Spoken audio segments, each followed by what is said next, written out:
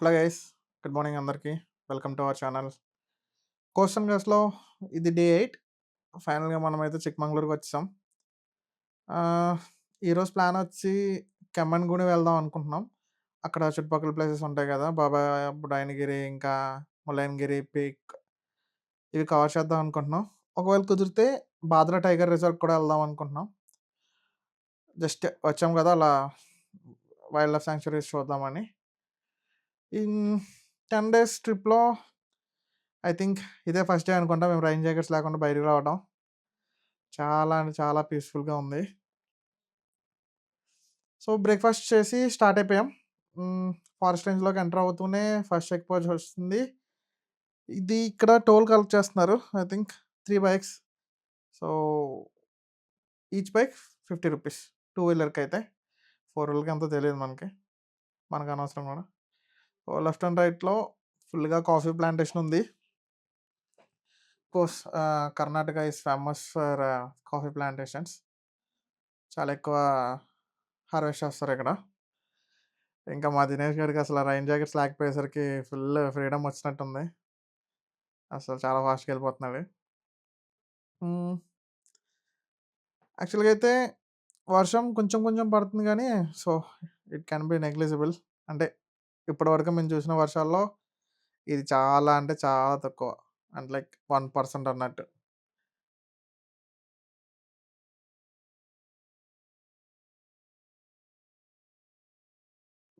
Peak points అంటే మనకు తెలిసిందే గదా! సో, ఆఫ్‌కోర్స్ ఫాగీ వెదర్ ఉంటది. మేము మాక్సిమం ఇందాక చెక్ పోస్ట్ చూసారు కదా! అక్కడి నుంచి ఐ థింక్ 16 కిలోమీటర్సో, 17 కిలోమీటర్స్ వచ్చాం పైకి. ఫాగ్ స్టార్ట్ అయింది. అలాగే కొంచెం వర్షం గూడా పడుతుంది అక్కడక్కడ. అంత ట్రాఫిక్ లేదు. బేసిక్‌గా అయితే అసలు రోడ్ ఖాళీ ఉండదు. మరెందుకో మరి అంత ట్రాఫిక్ లేదు. ఆహ్, సో, పీస్‌ఫుల్‌గా డ్రైవ్ చేసుకుంటూ వెళ్ళిపోవచ్చు పై వరకు. ఒకవేళ ట్రాఫిక్ లేకపోతే.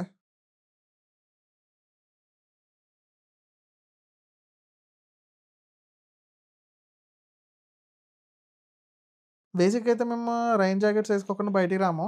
కానీ మాకిక్కడ కుదిరింది. అంటే ఆఫ్‌కోర్స్ హెల్మెట్ అయితే ఉంటదనుకోండి.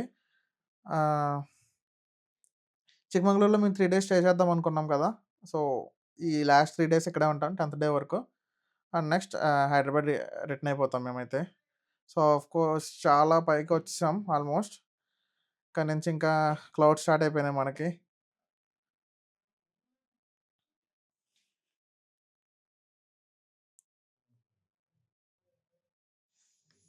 అంత ఫాస్ట్‌గా డ్రైవ్ చేయడానికి అవ్వట్లా. మాక్సిమం 50-70 మధ్యలోనే వెళ్ళాల్సొస్తుంది.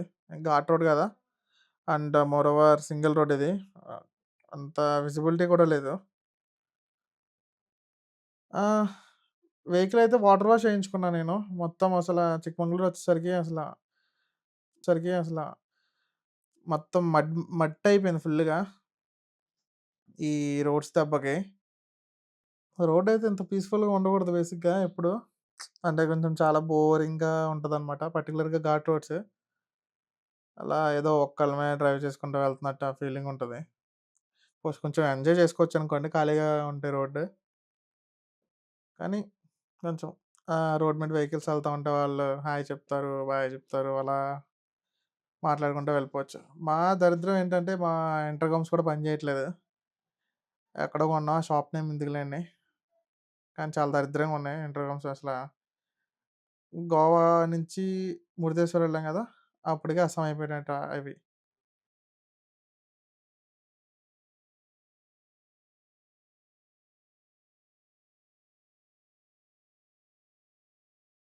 అసలు మన ఇండియన్ రోడ్స్ అయితే మనం అంచనా ఎయలేం ఎక్కడ గూడా. అరే! చూసారు గదా! ఇక్కడ రోడ్ కన్‌స్ట్రక్షన్ జరుగుతుంది. అందులో ఇది ఘాట్ రోడ్ ఒక వార్నింగ్ సైన్ అనేది ఎక్కడ ఇవ్వలేదు. ఎవడో చేసుకుంటూ ఎళ్ళిపోతున్నాడు. ఫర్ ఎగ్జాంపుల్ ఎవరన్నా ఫోర్ వీలర్స్ లాంటివి వచ్చినాయి. ఒకవేళ కంట్రోల్ అవ్వకపోతే వెహికల్ అసలెళ్లి ఘాట్‌లో పడిపోద్ది గదా! అసలా ఎంత ఇర్రెస్పాన్సిబుల్‌గా ఉంటారో అర్థం కాదు మనోళ్ళు. అసల ఆ కాంట్రాక్టర్స్ ఎవరో ఏం తెలీదు ఎవరికీ. ఏదో మనకు వర్కొచ్చింది చేసి ఎళ్ళిపోవడం అంతే. ఒక ప్రికాషన్ అంటూ ఉండదు. ఏముండదు.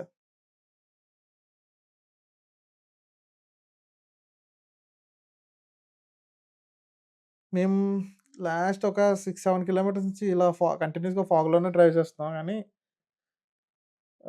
చాలా రోజులైంది ఫాగ్ అంటే యాక్చువల్‌గా ఇది మాన్సూన్ గదా! ఫాగ్ అంత ఉండదు బేసిక్‌గా.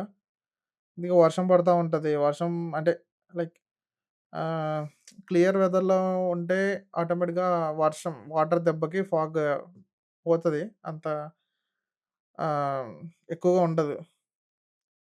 కానీ ఓకే. మాకు ఎందుకనంటే విజిబిలిటీ కావాలి గదా! ఫాగ్ ఎక్కువుంటే మళ్ళీ మనం పీక్‌కెళ్ళినా సరే పెద్ద ఉపయోగం ఉండదు. మనకేం కనిపియదు.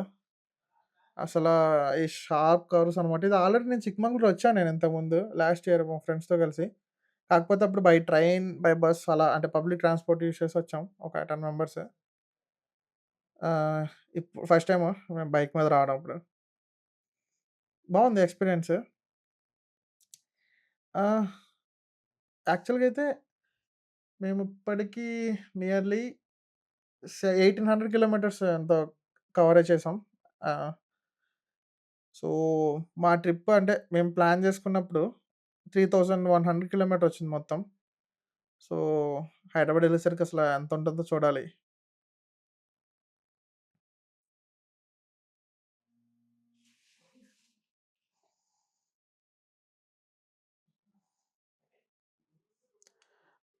నా బైకే ఎప్పుడు ఎంత దూరం డ్రైవ్ చేసినా పెద్ద ప్రాబ్లమ్ అనిపియదు.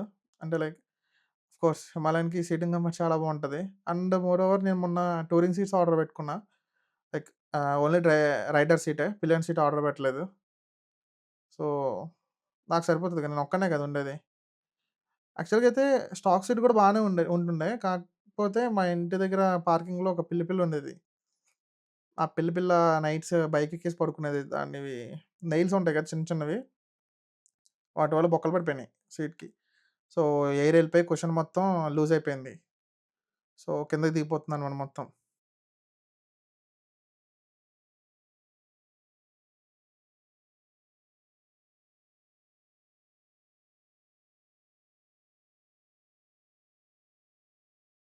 ఈ ట్రిప్‌లో మాకు అర్థమైందేంటంటే, మేము లగేజ్ కొంచెం ఎక్కువ తీసుకొచ్చామని. అంటే మేము అంటే 10 డేస్‌కి మాకు ఒకవేళ వాష్ చేయడానికి లేకపోతే 10 డేస్‌కి 10 పెయిర్స్ అనేది తెచ్చుకున్నాం మేము. కాకపోతే ఇక్కడ ఏమైందంటే, వర్షం వల్ల అసలు మేము ఏవి యూజ్ చేయలేకపోయాం. లైక్ క్లాత్స్ గానీ, ఏది. మాక్సిమం ఏసినవే కొంచెం మళ్ళీ వాష్ చేసి, తర్వాత మళ్ళీ ఆరబెట్టుకోవడం అవే వాడాం. ఎందుకంటే మళ్ళీ ఉతికిన బట్టలు తీస్తా ఉంటే అవి ఆరవనమాట. సో, అందుకని మాక్సిమం యూజ్ చేసినవి మళ్ళీ మళ్ళీ యూజ్ చేసాం.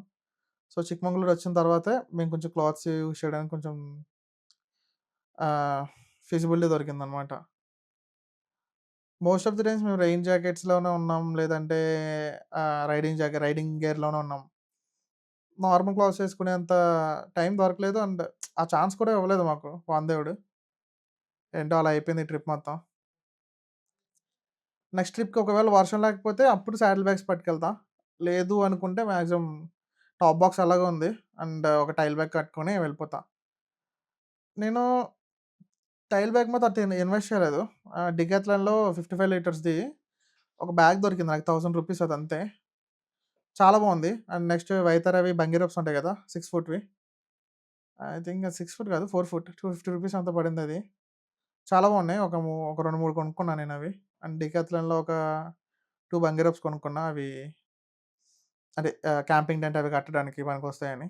కొంచెం హార్డ్ ఉంటాయవి. సో, చాలా బావుంది.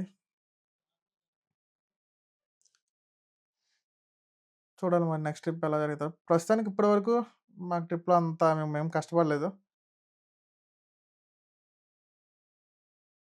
సో, ఇదే మన ఫస్ట్ వ్యూ పాయింట్.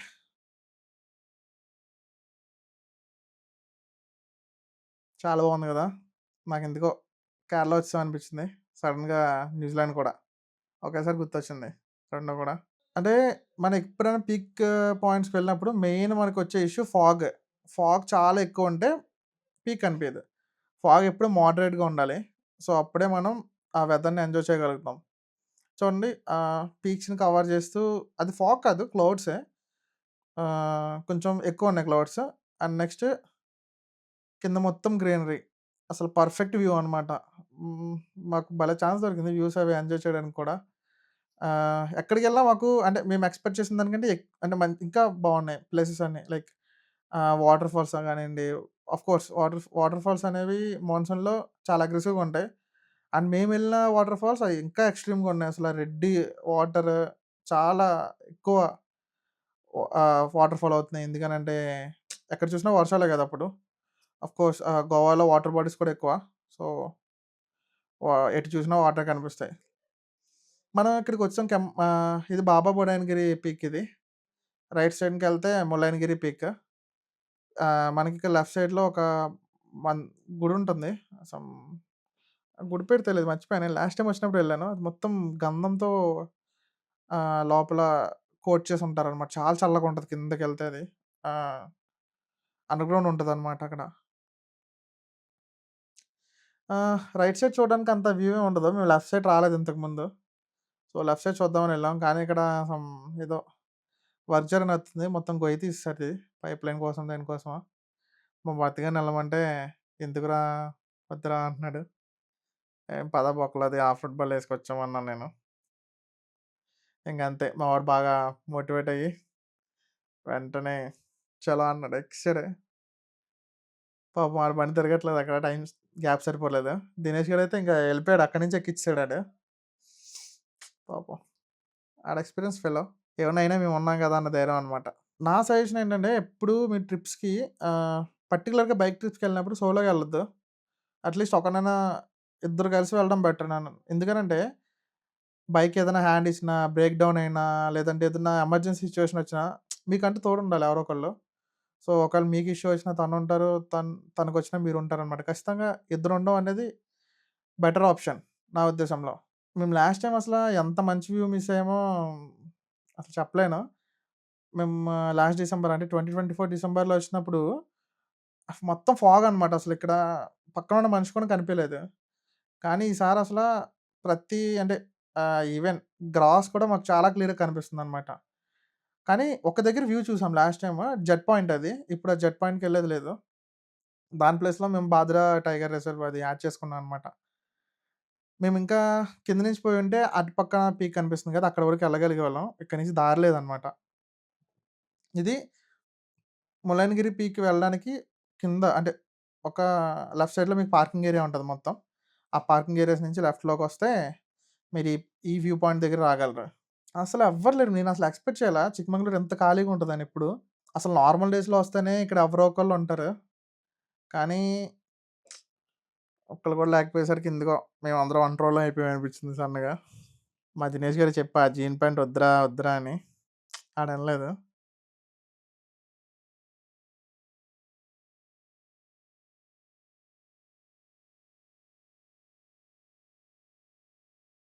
చూసారా ఇవన్నీ టైమ్ ల్యాప్స్ ఇవన్నీ మా భరత్ గారి కలకండాలు. సారీ కళాఖండాలు. అసలు ఈ వీడియోస్ అన్నీ వీడియోగ్రఫీ బై భరద్వాజ్. యాక్చువల్‌గా అయితే ఆడు వీడియోగ్రాఫర్ లేదంటే ఫోటోగ్రాఫర్ అయిపోవచ్చు. అప్పుడప్పుడు ఇలా బయట ప్లేస్‌లకొచ్చినప్పుడు ఆళ్ళలోని ఆర్ట్స్ అనేవి బయటకొస్తాయన్నమాట. అంతే గదా! మనం ఆర్టిస్ట్‌ని చూస్తే ఎంకరేజ్ చేయాలనుకుంటాం. తొక్కేసారు మా భరత్‌ని అసల. సో, అక్కడ ముల్లాయనగిరి చూడలేదు. బాబా బుడానగిరి వరకు చూసి ఓకే. ఇంతటితో ఆ కథ సమాప్తం అని ఇంకా కొత్త స్టోరీకొచ్చేసాం మనం. So, let's go to Bhadra tiger reserve. Tigers అయితే ఉన్నాయి. అయి మనకు కనిపిస్తాయో లేదో తెలీదు. Hope for the best. నాకు ఇంతకుముందు కాఫీ ప్లాంటేషన్స్ చూస్తే భలే సరదాగా ఉండేది. కానీ ఇప్పుడు అయి చూసి చూసి బోర్ కొట్టేసింది. ఎక్కడ చూసినా కాఫీ ప్లాంటేషనే ఉంది. కొత్తదనం ఏం లేదు. నేను గోవా ఎళ్తున్నప్పుడు అక్కడ మొత్తం రబ్బర్ ప్లాంటేషన్స్ అనమాట. అసలు ఎన్ని రబ్బర్ ప్లాంటేషన్ చూసానో నాకు తెలీదు.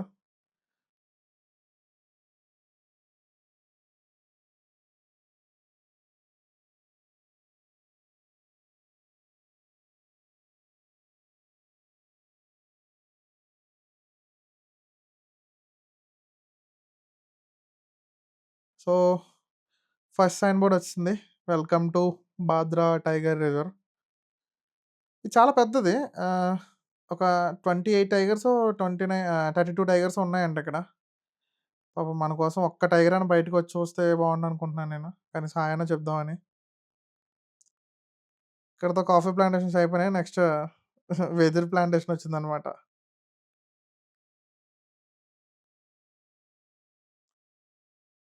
సో, ఇది చెక్ పోస్ట్. కానీ మేమేమనుకున్నామంటే ఇదే ఈ ఫారెస్ట్ చెక్ పోస్ట్ అనుకున్నాం. కానీ ఇది జస్ట్ సెక్యూరిటీ కోసం పెట్టిన చెక్ పోస్ట్ అంట ఇది.